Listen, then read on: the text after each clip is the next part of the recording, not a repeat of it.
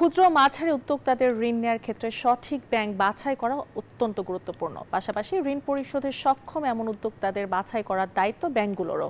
বিশ্ব এসএমই দিবসে উপলক্ষে রাজধানীতে এক আয়োজনে এমন মন্তব্য খাত সংশ্লিষ্টদের।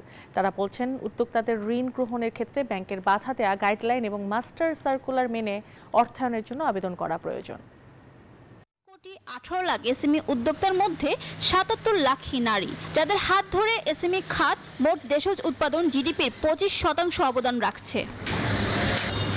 বিশ্ব এসএমই দিবস 2025 উপলক্ষে শনিবার সকালে রাজধানীর একটি হোটেলে ক্ষুদ্র উদ্যোক্তাদের সম্মানে এই আয়োজন, যেখানে নতুন উদ্যোক্তাদের অর্থায়নের ক্ষেত্রে সরকারের বাড়তি মনোযোগ দেওয়ার উপর গুরুত্বারোপ করা হয়।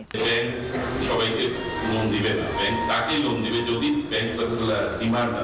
একটা হচ্ছে সেই লোনটা পরিশোধ করার সক্ষমতা আছে কিনা এবং সে লোনটা পরিশোধ করার ইচ্ছা আছে কিনা, এই দুইটা বিষয়ে যদি ব্যাংক কনভিন্স হয় তবেই কেবলমাত্র ব্যাংক তাকে লোন দিবে। আর ঋণ নেওয়ার আগে ব্যাংকের বেঁধে দেওয়া ঋণ নীতি, গাইডলাইন এবং মাস্টার সার্কুলার সম্পর্কে উদ্যোক্তাদের বিবেচনা করা উচিত বলে মনে করে কেন্দ্রীয় ব্যাংক।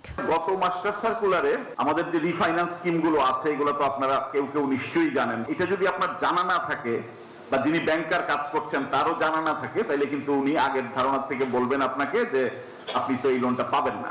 অনুষ্ঠানে সারা দেশ থেকে 7 উদ্যোক্তা গ্রাহককে সম্মাননা দিয়েছে প্রাইম ব্যাংক পিএলসি। আমরা চাই নেক্সট 3 ইয়ার্সে এই সংখ্যাটা ডাবল করার জন্য। ফারজানা রিয়া, নিউজ 24, ঢাকা।